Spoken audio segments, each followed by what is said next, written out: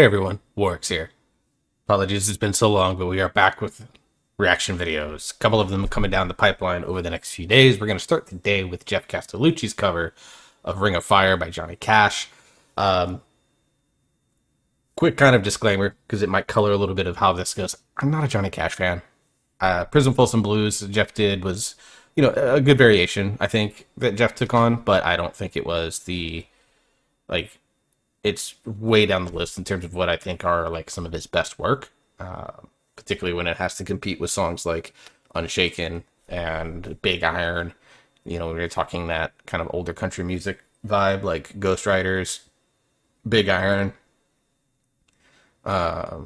16 Tons. Like these are, to me, the best works, and so it has to like whether it's fair or not, I kind of compare them to those. But Ring of Fire, obviously, one of the most well-known songs of all time. We've seen different versions of it. I think I actually covered the home free version back in the very early days that I started doing those videos. If Editor Me wants to put in the effort, we'll link that video up there. But or you can go check my acapella playlist. It's probably pretty early on in that playlist, as I've tried to be good about putting everything in that playlist. But so I just want to be upfront about that. This might be colored a little bit, but it is Geoff. He's a ridiculously creative individual, ridiculously talented individual, so that might end up being like something that works in his favor for this. For those of you that are new to the channel, I want to welcome you in and thank you very much for clicking on this. For those of you that are veterans of the channel, I want to welcome you back. It's good to see you again.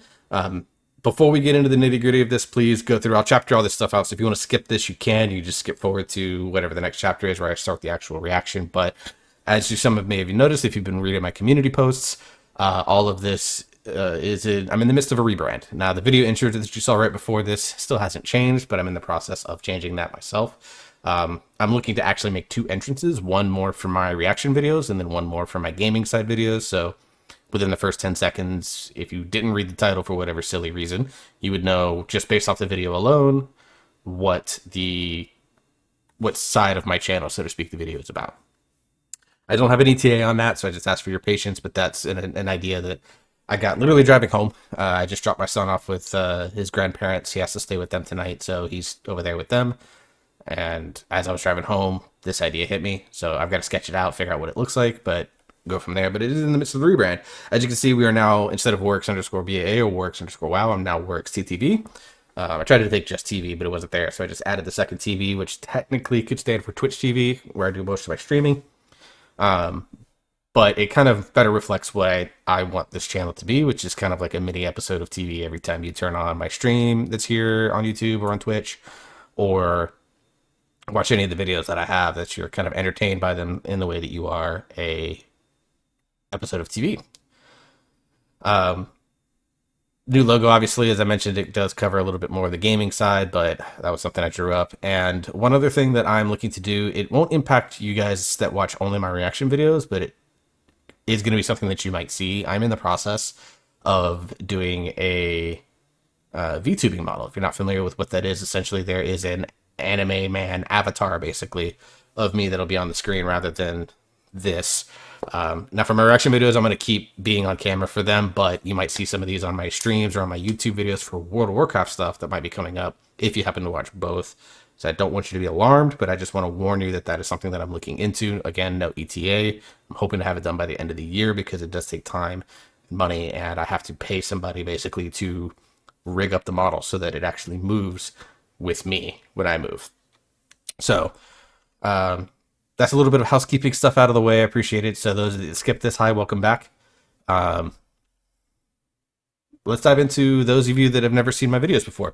Those of you have, you know the drill. But the those that have not seen one of my videos before, the way that I do them is that I will actually watch this entire video all the way through because I've never seen it before. And all you're going to get is just this right down here reacting in the bottom left of your screen. And then I'm going to watch it a second time where actually I'll pause. That's where I talk about the things that I think are fun, interesting, or nifty.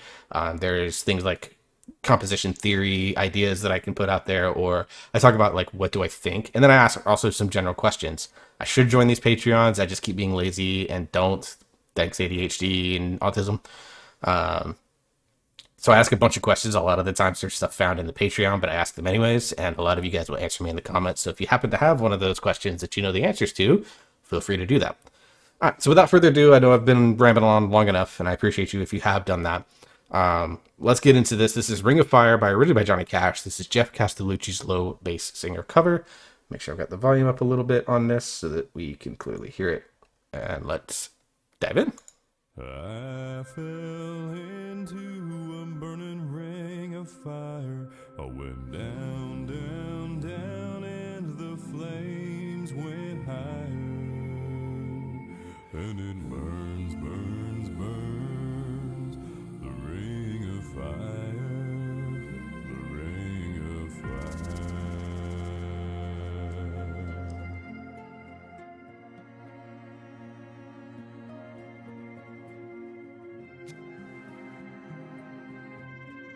Huh.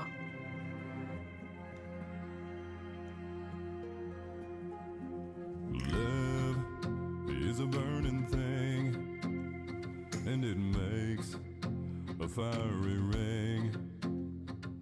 Bound by wild desire, I fell into a ring of fire.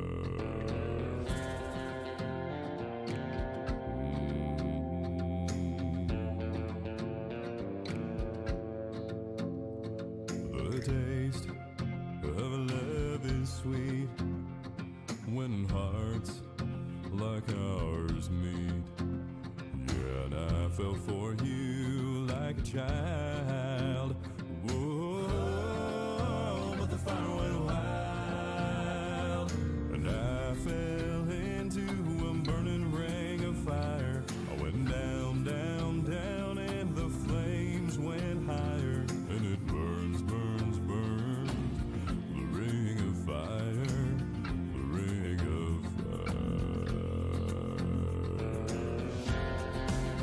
of fire.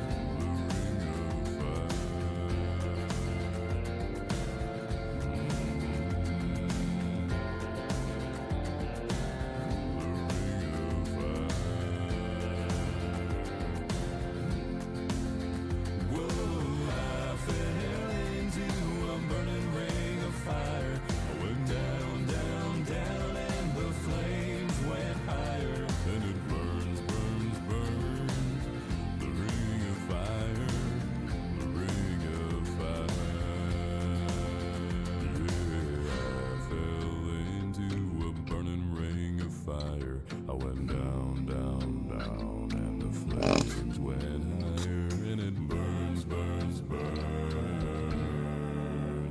the ring of fire. The ring of fire, the flames went higher. The ring of fire.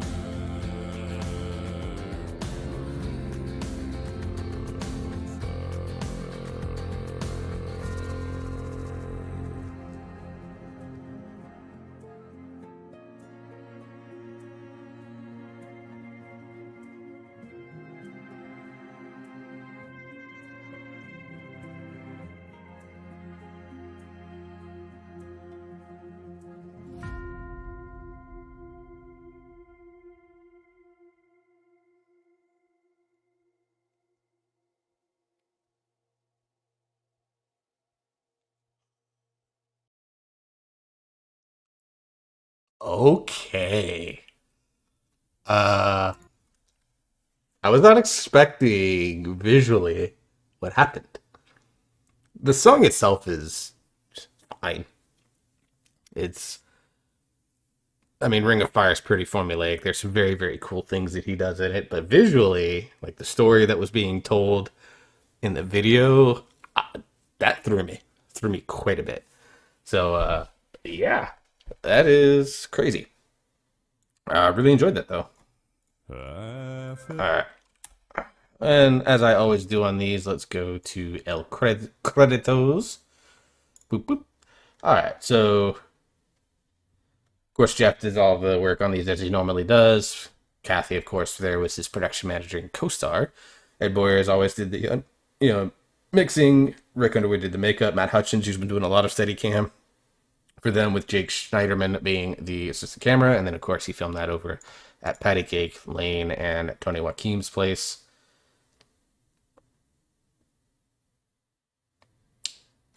All right. So very cool stuff, and he gives just like a little bit of background. It actually wasn't originally a Johnny Cash song. Johnny Cash re-recorded it, and then it blew the heck up. Um, so good year for just the reaction. That's kind of the end of the video for you. We're gonna go ahead and break down the rest of this video. This might be one of my shorter Geoff videos because I don't have a lot to say musically about what's going on, other than some ridiculous subharmonic shit that I heard. But one thing that I always think weirdly about this, like you see songs like 16 Tons and you know uh Ghost Riders in the Sky and Bill Withers, Ain't No Sunshine, Big John, like all these like older songs that Geoff has done covers for that have all been for the most part spectacular at best and like good at minimum. um and everyone's like, you would have done this, I'm sure he's, whatever artist is smiling down on Geoff right now as he hears this. And I'm always curious as to what actually most of these artists would think. Johnny Cash obviously was a very distinctive personality. I kind of wonder if he actually would have been favorable with this cover. Not because of like any like negative traits. Johnny Cash did have a tendency to be a little bit of a narcissist at times, but I mean, every very popular singer is, frankly. I would, I could identify that in so many artists. Like, it's very, very rare that you have, an artist that's doesn't have it. It may not always show in the public side of things, but like, you can always tell. Like, for example, Taylor Swift talks to zero people and does not do backstage meet and greets. Now, I get why, but when she's on tour, she basically, the only time you see her, or anyone that gets to see her that isn't like friends, family, or her fiance now, is on stage. Like, she doesn't offer any sort of additional experiences. Now, frankly, she goes for 3.5 hours on every show. But, you know, that enclosure kind of insulates her a lot from certain things. And I'm sure Johnny Cash had kind of those things too, except Johnny Cash was like the opposite. He was like a party dude sometimes, at times. And then he met June, and he settled him down a lot, if I recall my history correct. I don't know what Johnny Cash would actually think of some of these mixes, the ones that like Home Free did or that Geoff did here. I think there would be some things that he would really like, but I think there are some things that he would really hate. Things like Tennessee Irvin and that cover of, I believe, 16 Tons. Like, everyone kind of assumes that, like, oh, these are great covers. Like, I'm not that guy. I'm not a family member of that guy. I actually don't know. So I'd be curious to know, like, what Johnny Cash's descendants would think of this if they heard this and talked about it. I think it'd be an interesting thought process. Anyways, let's go diving back into the second part of the video here. We're going to pause, break down, do our second listen through on this. And as we talk about some things, like I said, there were quite a few things that I'm like, this is dumb in a good way. Dumb in a good way. I don't want that to be taken negatively. When I say things are dumb, it's just like, it's dumb how talented this guy is. Like, it's insane. I fell into a burning ring of fire. I went down, down, down, and the We just have this, I went down and just one octave jump. Like, it's nothing. Like, cool, Geoff, thanks. flames went higher. And it burns, burns, burns. The ring of fire. The ring of fire. So this threw me. I really like this choice. It is very creative and something that I don't think many other artists that are covering this song in any form or fashion are doing. Or again, from a musical standpoint, not anything ridiculous. He just is kind of stretching out the song. But visually, we're telling a story here where he's kind of reliving the memories of him and his wife in their younger days. And now he's old and alone because she is obviously either passed away or no longer there. And the transition just caught me off guard because it's the last thing that I expect. But if you kind of pay attention to the lyrics, it kind of makes sense for him to do it this way. It's like a really interesting take. So visually, I love the transition that we did. I also like that he did not go into like this deep subharmonics on that Ring of Fire, because then where does he have to go the rest of the song? So, it's all about the idea of, don't give too much too quickly because then everything else seems ridiculous. And it's not to say that you always have to do that. There are times where you can make like the first 30 seconds of your song insane. I would argue that there are quite a few artists that actually, if you listen to some of these like sounds on like TikTok or Instagram that blow up, if you listen to the full songs, a lot of them are actual garbage, except for that 30 seconds. It feels like it was written for a TikTok generation to use, and it makes your song popular as a result, even though the song itself is not that great. I'm not going to name any names because I'm not here to flame an artist that is doing work that I could never even possibly do, but my opinion on that remains unchanged. But, anyways, tangent, sorry. But I really like the fact that we're doing this through like a storytelling mode that I haven't seen before. Um, and I love that we're getting right off the bat this right here.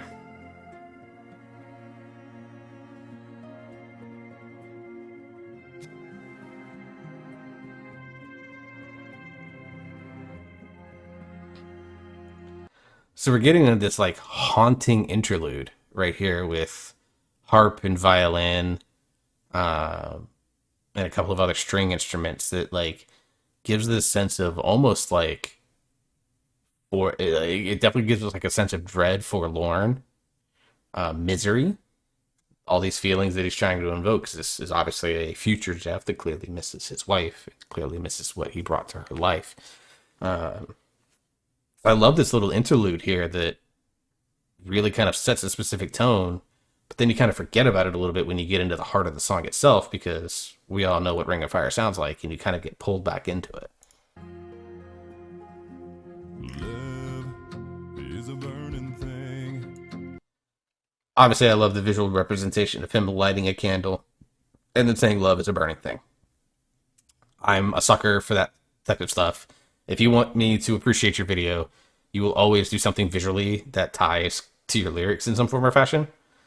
Like, I'm a sucker for that thing. Like, you think about it quite a bit. Like, I because I was just listening to this song with my son earlier today, we listened to the Bass Gang's Hooked on a Feeling. And when Bobby Bass does that gross E1 subharmonic of Cup of Wine, he's literally pouring a cup of wine. It's stuff like that that, like, I am an absolute sucker for. So the fact that he lights the candle and then lyrics, love is a burning thing, it appeals to me. And it makes a fiery ring, bound by wild desire. I fell into a ring of fire. Speaking of E1 subharmonics, I think that was one of them.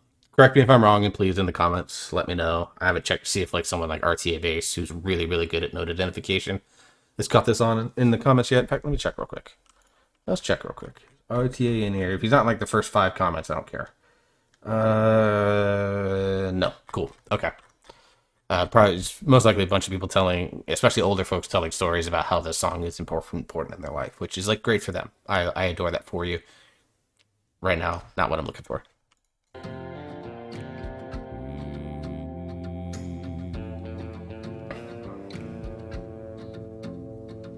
The taste of love is sweet when hearts. So when I initially saw him pick this up, my brain, you probably saw it on my face, my brain went to, there's actually nothing on either side of that. And that's kind of the point. Uh, because you're obviously, we're clearly at this point, we understand that we're talking about loss. Uh, Turns out I was wrong. But that was the thought that I had. I also really like the way that he kind of does these little like bridges between uh sections. So we had our love is a burning thing line, and now we're into this one, but there's this little interlude. Notice all of that string instruments that have pulled back and like gave that loss, that sense of loss and mourning and forlorn, are all gone, and we're into a much more traditional 40s, 50s, 60s, 70s in a way country music setup. like ours meet. Yeah, and I fell for you. I always like when Geoff does these slide ups from like this super deep space into a more like upper bass range, even low baritone in some cases. Um, it's always intriguing to me. It's always fun to hear it where he starts at like this low like first octave chest note and then slides up into a second or even sometimes a third octave depending on how far we're going. It's like become almost signature for him to do this in a lot of his solo covers in particular. And I always find it intriguing. I've noticed this more and more and more as I've been listening to some of his more recent work. Like my son loves some Geoff Castellucci songs, so we listen to a lot of his older stuff versus some of his newer stuff. And it's a pattern I happen to notice because tism. Like a child. Whoa, but the fire went wild. And I love we get, even though they're never seen on screen, I love that we get the other Geoffs. At this point, it's just part of the Geoff Castellucci solo work lore as we get these other Geoffs, Geoff, and Daryl. Um, Obviously, lovely harmonies. You expect that with a guy that's singing with himself. But it even now, like listening to it, knowing that it was coming, I still had the hairs on my neck stood up a little bit. And I need to get a haircut, so there's a lot of hair back there right now. But just gorgeous little harmonies here, and it again adds another layer of things. So we're not just getting this guitar with like this brush on snare type setup in the background with, whether it be bells or a tambourine or whatever musical notes. Haven't actually paid attention to his background music a lot because it's kind of standard stuff. There's nothing that really caught my attention the first listen through, and if it catches my attention, it will do it on the first listen through because I'm ridiculously in tune with that stuff. At least I like to think so. But adding the Geoffs in and Geoffs and Daryl in allow us to have again more depth to this piece that wasn't there. We're at what? Move my arm. Minute and 28. At a minute and 25 or a minute 23, there wasn't that depth, and now at a minute 25, minute 28, we're getting it. I fell into a burning ring of fire. I went down, down, down. He did it again here when we're talking about he starts at this low place and then slides up. I went down, down, down. Obviously, it's one of the most iconic choruses in music, so not much to say about it. He kind of plays to it immediately, just drops everything. Probably an octave from what Johnny Cash even sang. Now, Johnny Cash, not known for being a mega tenor, but he wasn't exactly a bass. He was kind of like a mid baritone with a very distinctive twang in his voice. That like was a very distinct country music twang that it's kind of been emulated pretty much ever since. Like I've listened to some country singers and they are not country at all. Like they are just like one you would not mistake it for being a dude from like New York. I can't remember his name, but he sounds like he's from like the West Coast, like the Pacific Northwest. And then when he sings, he puts that what I like to dub the Johnny Cash twang on it, which makes it sound like he's from the most isolated place in Texas. It's kind of funny. But even Geoff is still singing below what Johnny Cash was doing in the original version. And the flames went higher, and it burns, burns, burns. The ring of fire, the ring of fire. Yeah, very clear subharmonic there. Nice little drop. You kind of expect something like that. I think Geoff knows that people expect something like that from him. I don't know if it actually like fits in the way that it like feels appealing. It fits in a way of shock value. And because if like the artist, you expect that, but like from a musical theory standpoint, it almost doesn't make sense. Almost doesn't make sense to do something to put like a octave, 2-octave drop on something when I don't think it's totally necessary to do so.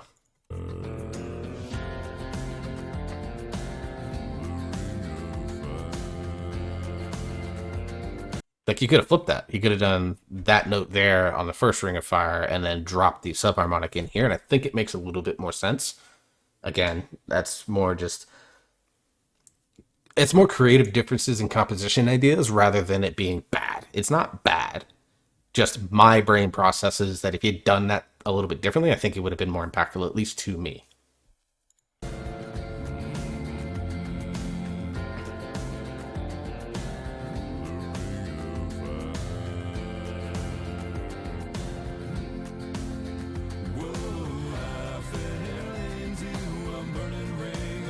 One thing that I really like, and I was trying to figure out how. Sorry, hang on. Couldn't do Geoff that way. And I did him anyways. There we go. Like one camera cut, and we went from older Geoff to now current day Geoff. Really subtle if you're not looking for it.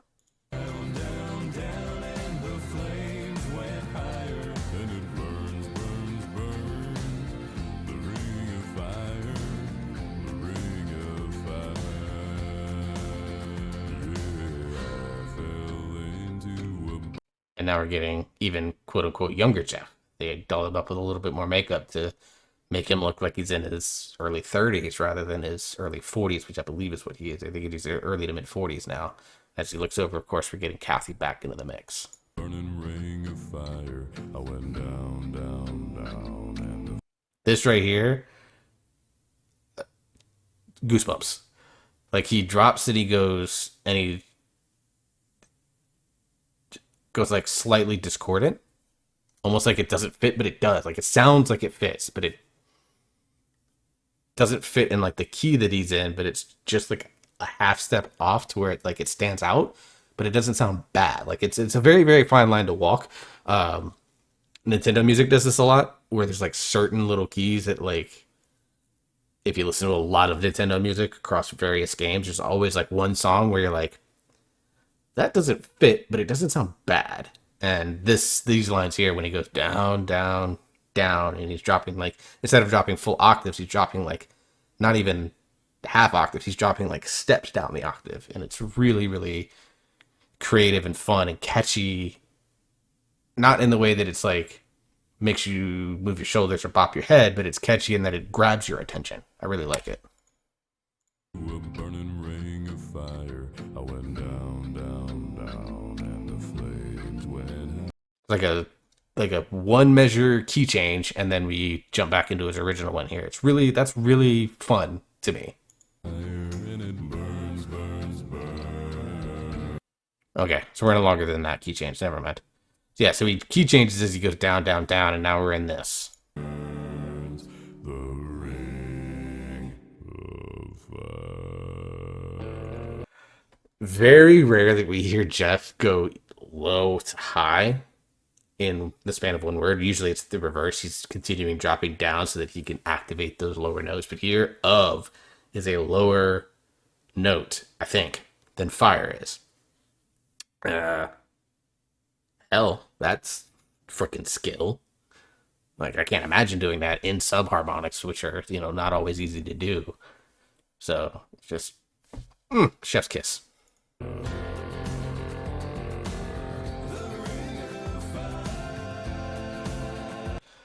Random note, those of you that are new to my channel, I've been single ever since I've been divorced. It's been a struggle. Long story. Won't go into it here. May someone look at me the way that Kathy looks at Geoff so that I can look at them the way Geoff looks at Kathy. May that type of love find all of us in this world.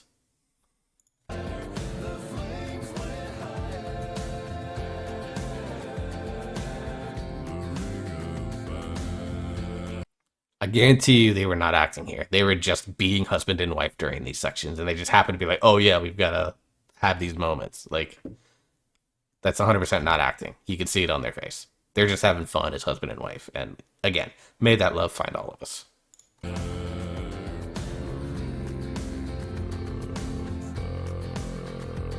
he did it again, where of is a lower subharmonic than fire is. I'm watching you, Geoff. I respect it.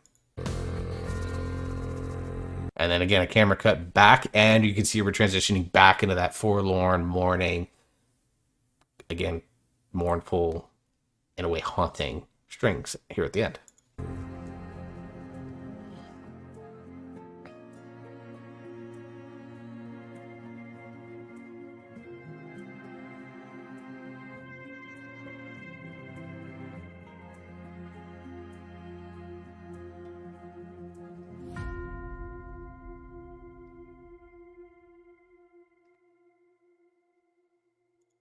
Hell of a job by Rick Underwood there.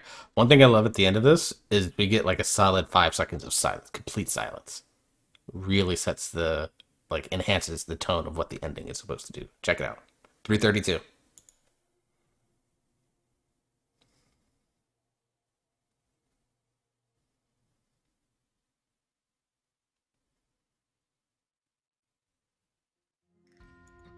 12 seconds. 12 seconds of pure silence. That is agonizingly long. So yeah, again, I like I said, I am not the biggest fan of this particular song. I understand how iconic it is, but the style of music isn't just something that ever appealed to me. But I always like covering these types of songs because it's a challenge for me to kind of look at the what the artist is doing. In this case, Geoff. And as you can tell, there's a couple things that I thought maybe could have potentially been done different that maybe would have made it a little bit more appealing, but that's probably just to me. But still some cool things that he did, and I love the visual storytelling that we got in this video. To me, that's what makes this video stand out, is not so much the song, it's the story that was told visually on the song. So yeah, absolutely. That's the end of this video. If you like this type of stuff, you want to see more, I've got a whole playlist going back to the very first acapella reaction videos. You see all the iterations I've gone through with setup on this, with the camera being way too close to my face and stuff like that.